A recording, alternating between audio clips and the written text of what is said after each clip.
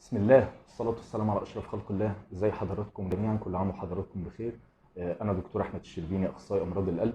أنا حابب النهاردة إن أنا أتكلم وأرد على سؤال أو استفسار بعض الناس بتعرض ليه أنا وزمايلي كتير في شغلنا.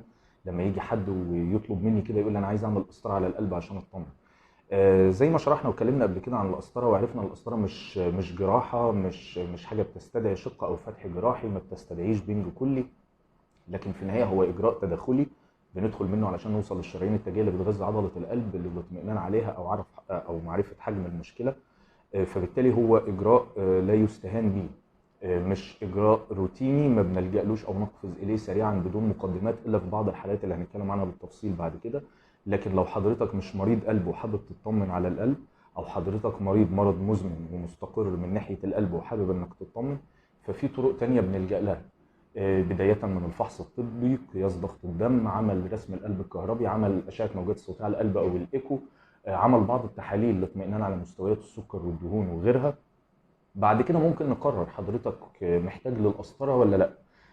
لكن ما بنقفزش كده لطلب القسطرة على طول. كمان لو حضرتك حابب تطمن زي ما اتكلمنا عن قبل كده عن 10 نصايح للاطمئنان والحفاظ على قلب سليم، تقدر تتابعنا في البوستات السابقة. ونتمنى لكم دايما الصحة والعافية. ادعوا لوالدي بالرحمة والمغفرة، ودمتم بصحة وعافية.